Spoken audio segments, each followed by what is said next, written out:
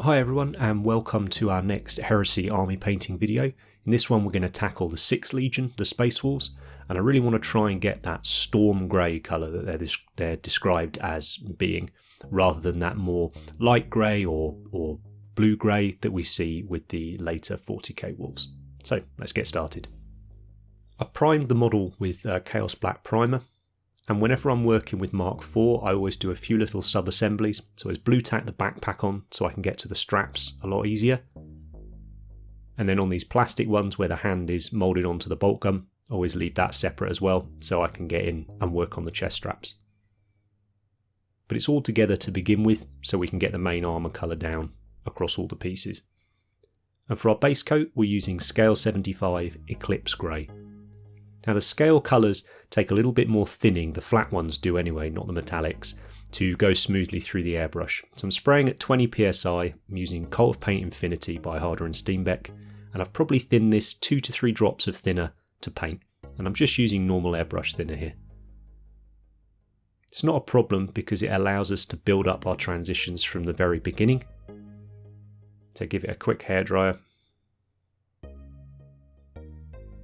Paint's always going to look different when it's dry, so I always give it a quick dry to check I don't need to put any more on, or maybe I do. You just don't want to leave any of the black primer showing at this stage. Just give us a nice base coat to work from. But I think for that storm grey that we want to go for, this is the perfect start. For our first highlight, we're going to use Scale 75 Graphene Grey. And these are going to be quite broad highlights, by which I mean we're not leaving much of that dark grey on show. I've thinned this the same amount. I'm just thinking about my light source, so on the back it's coming from the right hand side, and on the front it's coming from the right hand side as we look at it. As long as that light is consistent across the whole model when you're looking at it from either the front or the back, it doesn't really matter where it comes from. But generally, up I prefer.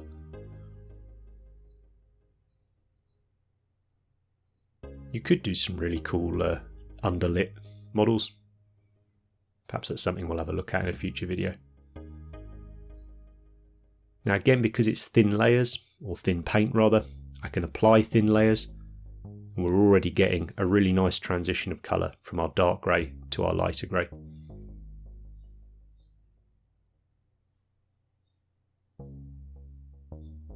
For the next highlight, I've added a little Vallejo model colour pale grey blue into the mix.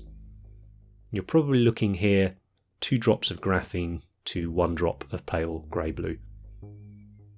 And this time I'm making sure the highlights are a little tighter. Still the same places, just covering a smaller area. And this is where we can really start to accentuate the shapes of the armour with our highlights, but also begin to draw the viewer's eye to where we want them to look. And for me, on Space Marines certainly, I always like that to be around the head area, the shoulders, that real silhouette that we associate with them. Our final highlight, I've just added more pale grey blue into the mix, so it's at least 50-50 here. And much, much smaller highlights. Sorry about the focusing on this one.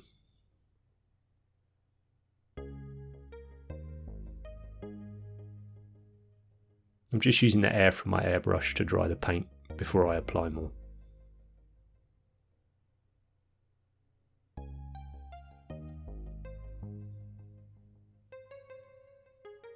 That's looking pretty nice, but it's also possibly looking a little bit on the bright side. So we're going to go back to our shadows now and just give them a little bit more interest and blend them further into the paint job. So here I'm using a 50-50 mix of our Eclipse Grey, and I put a drop of purple wash into the mix. Could use something like Druchii Violet by GW.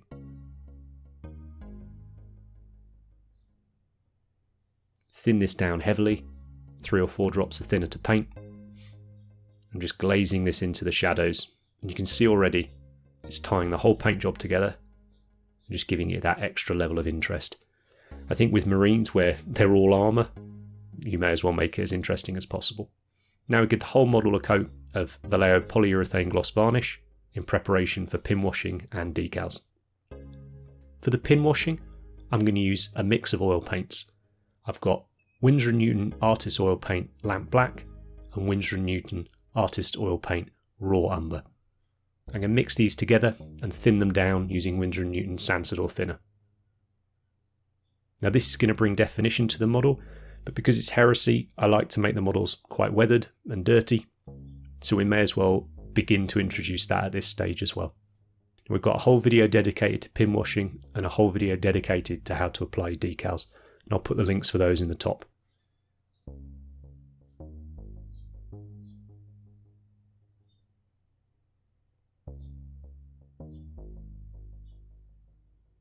So here, once the oil is dry, I'm giving it the final armour finish, and this is a 3-to-1 mix of ultra matte varnish to gloss varnish. Now I'd already blacked out all the other details with Vallejo Model Colour Black, and on a lot of the armour schemes I tend to paint the connective materials like a black rubber, but I thought metals would look quite nice on the walls, bring a little bit more interest to the model. So I'm base coating them here in Vallejo Metal Colour Series Gunmetal Grey. So all the silver parts on the model are going to get a base coat of this.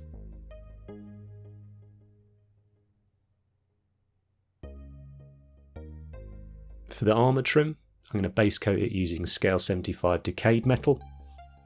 Probably my most used paint, I think.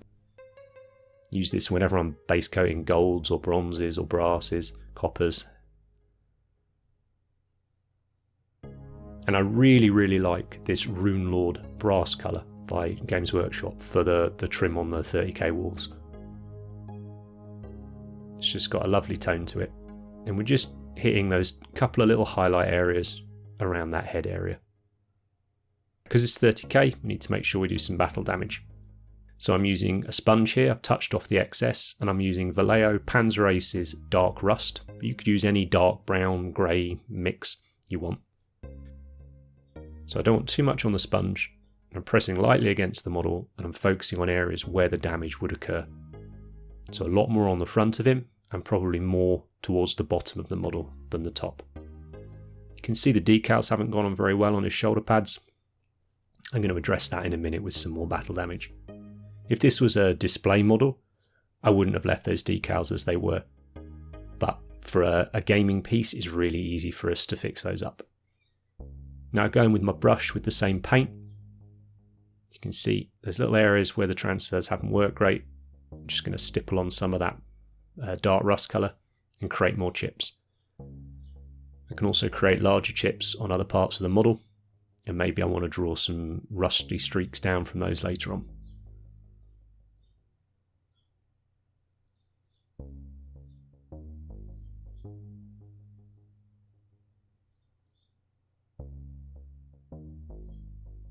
Always good to put your chips across your decals or your freehand if you're going to do that. Really helps tie it into the rest of the paint job. Now I've made up another oil wash here, this time using Burnt Umber, Winsor Newton Artist Oil Colour. And I'm just going to pin wash this in to a few of the areas on the armour, and then I'm going to give all of the silver parts a heavy wash with this, just to help bring some definition and some weathering to them. Actually going to wash it all over the black casing of the bolter. I did this on some Necrons recently, I really like the effect.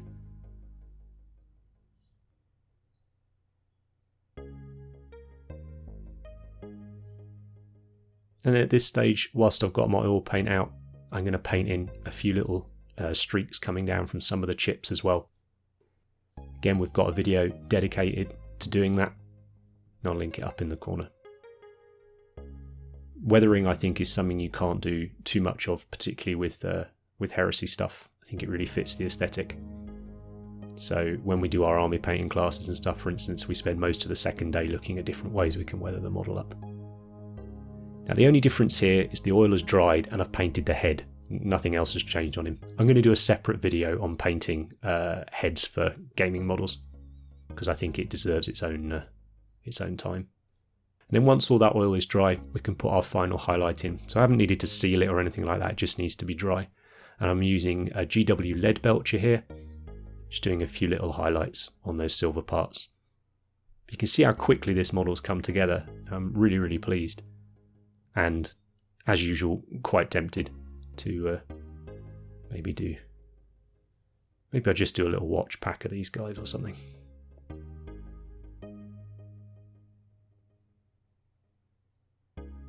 Now here he is with a base, and that's the only other thing that I've added to the model. I think we've achieved what we set out to do, which was that storm grey armour. And by the fact that the grey covers so much of the model, as once we got that right, the whole model was going to look as we wanted. The other colours that I've put on the model, so his hair colour, but namely the ones in this video, things like the armour trim, that's been done sympathetically to try and enhance the grey, and the same with the colours we've chosen for pin washing. If you've enjoyed this video, then hit the like button, and also check out our other heresy recipe videos. If you've loved the video, hit subscribe because it really helps us out. And I'll see you next time.